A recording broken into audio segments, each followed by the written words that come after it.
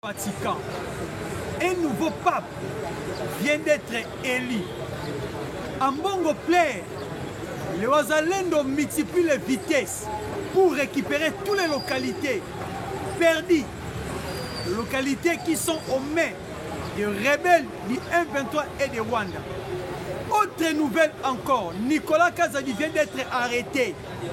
Vital Kamerhe, nouveau juge dans la Cour constitutionnelle. Mote Nabino Balamboka Bisika Nyonso Bozali. Mote Nabino Internaute Nabiso Boko Pesa Biso confiance. Tango Nyonso Yakolanda Biso Nabache Nabino. Balamboka, je pense que Toti ko Pesa Bino Makamoto ko partager. Oui, n'aimez que autre bakana titre ezalaka nyonso te. Autre ko ekolobana bino. Parce que titre ezalaka muke mais développement ba sujet et le makambo mingi kokota. Raison pour laquelle na lobeli bongo. Yango na ko senga na bino. Dès que tozo kokota na entame na biso, ya développement ba sujet to ko partager na biso, na ko senga na bino, bo like émission na biso, bo partager, pe bo commenter massivement sur tous les chaînes Owapi Boebani na kolanda biso. Balamboka, tout démarrer siko na ba sujet na biso. Coup de tonnerre au Vatican, Cardinal Fridolin à Bongo Plaire, un nouveau pape vient d'être élu. Toebisaki na bato, selon les critères au Vatican Tiaki, notre cardinal de la République démocratique du Congo, Azate, non, pour les gens du pouvoir, Bolingaka Yete, Yango Bozua Koloba Bongo, non. C'est la vérité. Il ne sera pas élu. Tout le monde qui m'a posé question,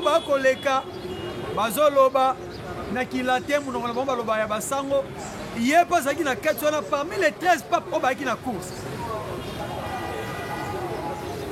Mais dans ce film, mettons votre site total, Milinga Pembe Bimi. Oh, dans le Vatican, ce Milinga Pembe Bimi, cela veut dire Papa Sika Bimi. Ah bah Congolais peut dans ce système kaka. Tolandi kutu moko ba président de l'institution a lobby que des bonnes nouvelles toujours papoter. Que kakuna boy un américain na kombo ya Robert Francis. Yenda uti comme ma papa sika o abiso akwai makadi kadi. Ambongo échoue aleli. So tu habite lokola ye atinda kabatu na vérité des signes. Est-ce que l'élection n'a pas pu annuler yango? Mais tous les canaux sont importants. Le pape qui vient d'être élu, à 69 ans, c'est un Américain. Selon les critères, il y a Vatican, il y a catholique romain, il y a abîmé les critères tout complet et puis Azur et Zali vont continuer. Donc, dans le ministre américain, l'Amérique est une superpuissance dans le monde. Au-delà de tout, l'Amérique vient aussi de récupérer son premier pape, les États-Unis d'Amérique. Donc, mon qui déjà Donald Trump a attaqué côté pape. Tu vas commis le quoi que Donald Trump vient d'être élu pape. Donald Trump vient d'être élu pape. Mais subitement, chose vraie, chose réelle, tu es comme on appelle même les Américains, bah où tu qu'on gagné. Bah où tu qu'on gagné. Oh, ezali nini. Dès qu'il y a catholique romain, bah bibi si pape n'a pas. Alors c'est la joie des Américains. Mais pour nous les Congos, nous sommes avec les Américains parce que d'ici peu de temps, on va signer un accord. La sécurité est contre les minéraux. Avec les États-Unis d'Amérique. Donc, mon institution monnaie, Yamokili. Amérique a eu un mot. Local à tous ensemble, ils ont 5 sikoni. Na lobby teke, tu as une facilité dans la carte catholique, tu as une facilité dans la carte ya balobi na biso par rapport à n'enge pas porte comme mazamu des États-Unis d'Amérique. Na lobby bongote, mais na lobby neboy. Et c'est ce qu'on a gouvernement na biso, na autorité na biso. Pas ça va lobby oser à ma casse de façon que tu gagner confiance. Il y a pas américain ou tu connais si koyo ou remplacer Pape François. Ah oui. Bakobenga Jesus na kombo ya Robert Francis de kombo bakobengela e komi Léon XIV. Donc Pape Léon XIV, kombo le a papoté. C'est un avantage aussi pour nous les Congolais. Ceux qui te mener diplomatie sont actifs. Nenga to mener yango pour gagner marché mondial. Au Congo Zolinga, tout se positionner parmi les pays développés de l'Afrique centrale, parmi les pays développés dans l'Afrique mobile. C'est ça quand même une bonne chose. Oh putain, c'est pas une yango. Nabisi koto eba ina kozala. Mupepe malamu epa ina yo papier sika. Koba na kosala mosala na yo. Les sociétés américaines se prononcent déjà en République démocratique du Congo. Une société qui va maintenant investir précisément à Manono. En termes d'argent, c'est plus de 1,5 milliard de dollars.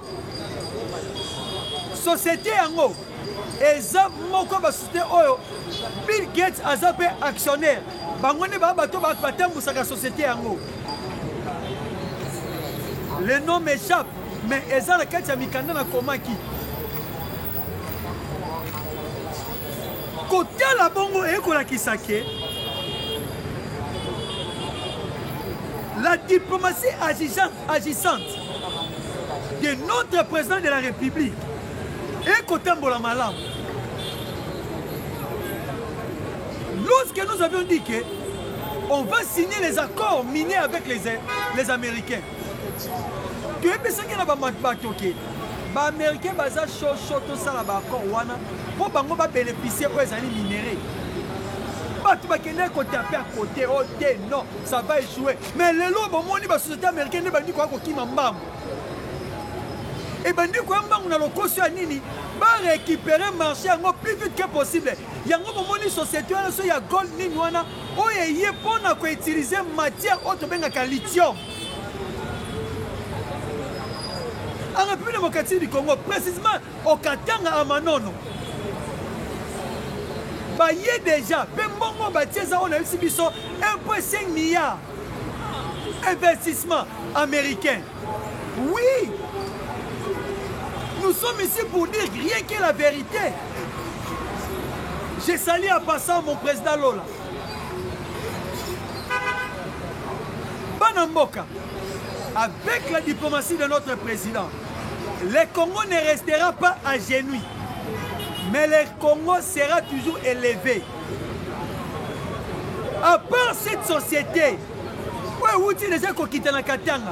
il y a aussi d'autres investisseurs, précisément américains. Et chose à savoir, ou à retenir, pour les gens qui sont américains, ils déjà quoi investir dans le cannabino. Pour les Bill Gates Azaki parmi les bateaux qui financent M23. Qu'on finance le groupe armé dans l'Est République démocratique du Congo pour bénéficier des minéraux. Mais Tango, sérieux et écoyant à travers notre président de la République, Félix Antoine Tshisekedi Tshilombo, va comprendre que maintenant c'est le moment d'investir en République démocratique du Congo. Prévenez que l'envoyé spécial de Donald Trump passe à Boulos. Et si il y a ce qui n'a pas au vide de tout le monde, alors que maintenant, la guerre en République démocratique du Congo est Sengeli et prendre fin. Parce qu'il y a eu 30 ans de guerre et plusieurs investisseurs, voire même les patrons de la sécurité. Il y a Blackwater, la Congo Eric Prince, américain déjà expliqué cartographie de la République démocratique du Congo. Donc, à tel que makambo ya Congo, bango bato ba libanda, ba patron ba sécurité na balande la kango plus que biso mo ba congolais. Et puis Eric Prince a définira lo lenge nini ba koyeba comment ba koyekosilisa insécurité ou grandissante au sein de la République démocratique du Congo. Si vous comme Rwanda comme agité, France a comme agité, et ça pour la nini. France a hôtel à qui? Quand on est géré, les lois sont en possession de pour gérer Yango. Yango Bomona, pendant que tu as mené diplomatie na biso, France a commis Kolanda Bissika Nyos. Donc elle est à gauche, à l'Andi. Tous sont à la droite, à l'Andi. France a commis le président Lola. Makamba IDPS Bango Lissousouke. Makamba pouvoir Babosani. Donc quand le président de la République a légué au-dessus de la mêlée, voire même tous les opposants ne comprennent rien. Voilà la raison. Les opposants congolais sont à débandade, en perte de vitesse. Voyez, bate, nini obako ko sana quatre opposition. Yango une émission mokolo bino beke loko moko échappa kinga. Au lieu de dire le radicalisme, mais non, il fallait nena loba. Résistance. Il y a un certain opposant au Congo, on va continuer à conquérir par rapport à Nini. Il y a Ouezali Bako, donc c'est américain. Mais les gens qui ont été Kobota. Il y a maintenant des retombées. Une société qui doit investir 1,5 milliard dans notre République. Non. Le président Fachi, il fait des bonnes choses. Il ne faut pas suivre les opposants parce que les opposants ne comprennent rien. Ce sont d'abord des résistants. Oh, dans la Constitution, il n'y a pas de résistance. Il n'y a pas de résistance. Banamboka. Bino moko botala. Comportement na bango. Na mona ki Joseph Kabila ki osolana obasanjo. Na péché moi loko poto le kana sixième mususu. Ye moko ti osolana obasanjo banamboka. Et ça ko interpeller l'autre côté. Pourquoi on lobi bongo? Si Kabila libère comme opposant, Aosolana Obasanjo, ancien président, Oyo inquiétaka pouvoir ya Nigeria tembo kanae. Mais il est ancien président, avec comment l'ancien président a bon de la présidence de la République pour na kanae azonga na mboka tandis que lui il est devenu rebelle.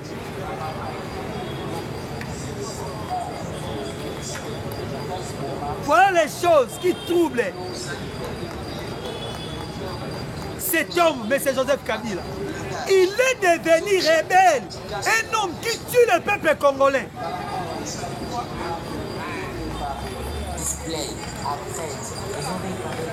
Un ancien président qui contribue au massacre, soi-disant dans son propre pays qu'il a dirigé, à cause de l'argent, à cause de l'honneur. Voilà la raison. Dieu nous a dit, la gloire m'appartient, pas aux hommes. À cause de la gloire, il a accepté de tuer les Congolais, de massacrer son peuple. Et maintenant, Abanyo Senga pardon, tout le monde peut notre résistant. Alors dit que non, il faut pardonner Corneille Nanga, l'homme qui a enterré la République. Il faut le pardon.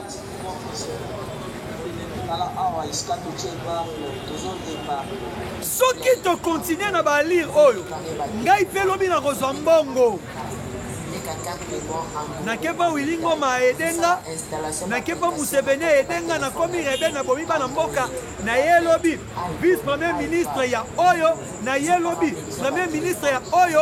Donc tu peux comprendre système moko koleka na mboka il faut comme rebelle.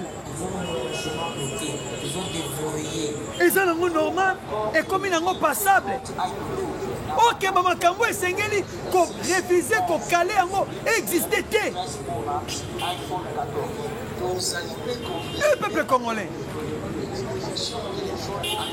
Raison pour laquelle la diplomatie agissante de notre président et ce qui est bien, prévenez que je viens de vous dire qu'il y a des investisseurs américains qui sont déjà dans le Congo avec Mongo injecté ça 1,5 milliard de dollars pour la makambo et teli lithium. Précisément à Manono au Katanga. Nicolas Kazadi vient d'être arrêté en Bougimaï. Qu'est-ce que Nicolas Kazadi avait fait pour être arrêté? Banamboka. Nicolas Kazadi a fait une mission Moko avec la journaliste Paulette Kimoun. Avec qui m'a solo à jouissance. Alors, pour nous, dans notre régime, que je viens de travailler,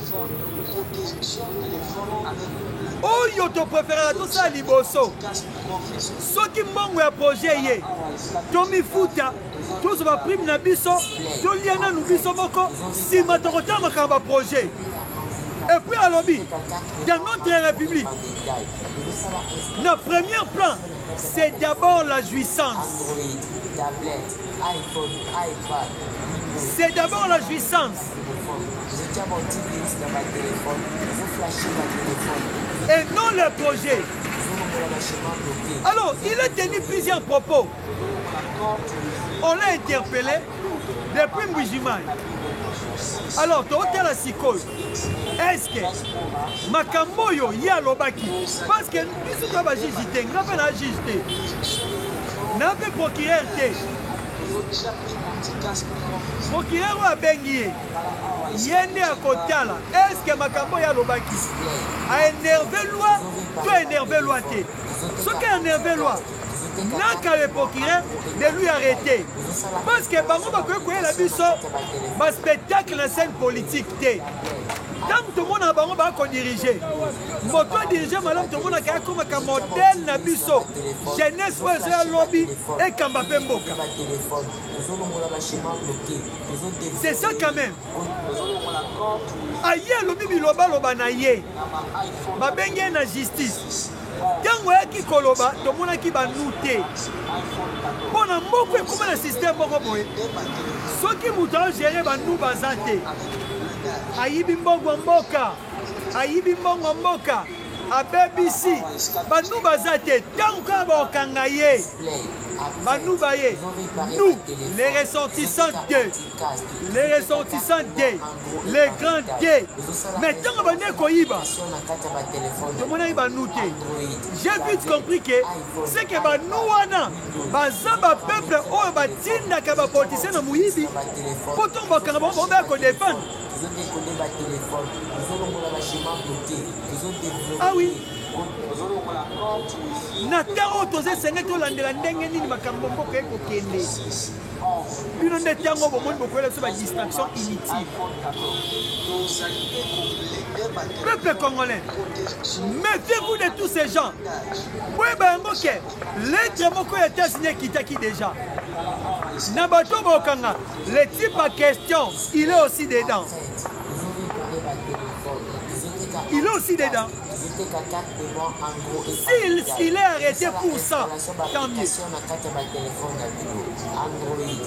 S'il sera aussi libéré, je ne suis pas la justice.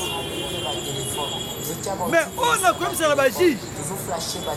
C'est que la Bible nous parle. Et les Écritures disent que la justice élève une nation. Pomoki tombama. Et Sengeli sembo ezala na molongo. Sembo ezala na nzela. Soki sembo ezate. Mboka wane kotombama kasoki mokete. Président de la République, tu es le magistrat suprême. Il faut misonayo. Na nenge justice kongoza fragile. Et kota na kati. Yondo koza liboso a population. Oye bisabango nini osali te. Donc balo bake kangela biso mibi balo banana. On adresse à toi. Malgré dans notre constitution, nous disons que la justice est indépendante. Chaque institution est indépendante. Voilà la raison, j'avais dit que Vitel Kamerhe est devenu juge. Ah oui? Parce que tout le monde est dans la plénière a commis qu'on pèse un article. na ba jurisprudence oke jurisprudence bato bakosala yango eza bato basambisaka lelo ye aoboya kamuleta tandis que règlement d'ordre intérieur ya assemblée nationale po ezala conformément à la constitution bato bakondima yango eza bane. C'est la Cour constitutionnelle. Alors la Cour constitutionnelle est représentée par qui? Le président de la magistrature. Magistrature en République démocratique du Congo, c'est qui? Ce n'est pas Dieudonné Kamoulé. VK qui pense que nous avons assemblée. Pour qu'on ait un mboso alaki atondoi bande makambo assemblée zoleka. Yo mokolo baka mingi koleka ba député. Siko komi juge lobi tolukela yo toge topesa yo tolongo na assemblée nationale o mata cour constitutionnelle posala changement na kamuleta yo lobi la jurisprudence laissez la cour esa mosala nango nulle part ailleurs opesi biso article oyo alobi ke moto oyo procès eza déjà en cours. Ce qui est législatif à Sikeye, il faut pas bandir ce que l'on relève à immunité. Au moins, nous sommes le juridisme. Au moins, vieux et sopio, Songa Nangela, ou Congolais, Songa Nangela. Ou Aïbi, ou Asali Malam, Asali Malam. Président de la République, liste wana, nanga liste wana ya bato yo kokanga. Liste. Situation sécuritaire, notre gouvernement vient de dénoncer, vient d'accuser les M23 et les AFC de Corneille Nanga. Madame Bogue, si vous prenez l'accusation du gouvernement, trop c'est trop. Il faut agir autrement. Et non seulement on dénonce, nous dénonçons. Les M23 ont adhéré à la République démocratique du Congo. Malamboka Boyoka. Makambo gouvernement est étalé. Le gouvernement congolais accuse les M23 pour les abus commis dans leur mouvement. Plus de 308 cas d'assassinat, 124 cas de viol, 315 cas de torture et de recrutement forcé, même des mineurs, les M23 recrutent. Chose où il y a dans la communauté internationale. Nous continuons. Et plus de 8000 morts déjà entre Goma et Bukavu. Pourquoi M23 si basali? Mais awawa, c'est que je peux vous dire. Il y a Liboso, Banamboka. Tout tourner au Congo. Et pas bateau Nyonso. Bazaba traître dans Mboka na biso. Et puis gouvernement. Sunga biso na kimia. Tu peux sur l'histoire d'accusation OT. Nous préféré les lobes commandants au fond de la RDC à massacrer 1500 M23, 47 000 Rwandais. Eh, papa, moi, je n'ai un rapport à Babeti. Babeti, papa. Babeti, papa. Je n'ai un rapport à tout. Dans les besoins qui sont moi, je n'ai pas foutu. Je n'ai un rapport. Moi, je n'ai pas bouki, moi, je n'ai pas foutu. C'est ça. Et moi, je n'ai pas bête à rien. Je n'ai pas foutu. Pour nous, moi, je n'ai pas bouki, moi, je n'ai pas foutu. Moi, c'est bon. Ni na bana esika wana esengeli to kakande FRDC wanda kokunda chaque jour po ba okufa wanda kokunda chaque jour po to ko craser bango. Ah oui, ah oui,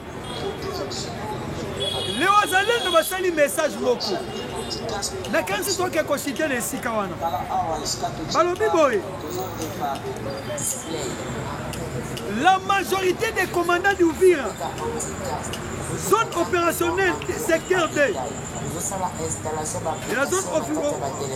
de la zone de contrôle Uvira, sont tous corrompus. Et ils ont sacrifié plusieurs militaires. Tata Mokonzi, Bakonzi armée. Nous savons bien que notre armée est infiltrée. Jusqu'à quand Batouana, ba généraux, ba colonel, ba capitaine, ba continuer à trahir biso pour batika la kawana. Qui s'y a modèle nino bango ba simbi. Oh bozo mona bango te présent pour la ko balayer bango.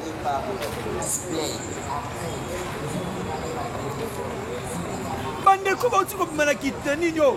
Na efo kuna na kana. Tolongola ba o wana. Tolongola bango.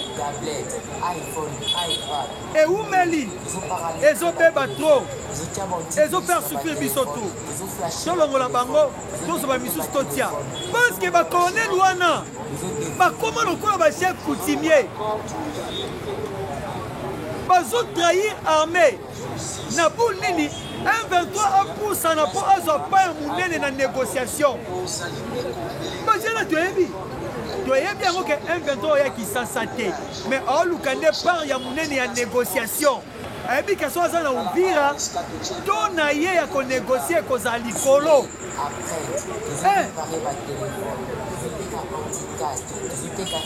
Yango na to ko boya.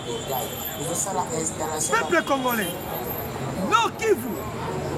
Les affrontements entre Wazalendo et M23 menacent la vie des habitants des Tongo et des Bambo et perturbent la quiétude de la population. Les Waza passent à l'action supérieure.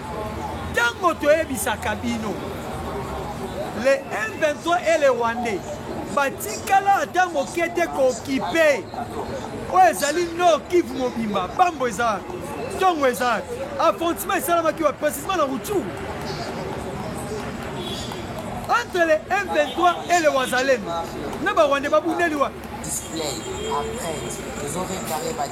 il faut seulement les chefs d'état-major appellent sa plan ya sika makambo ya sika.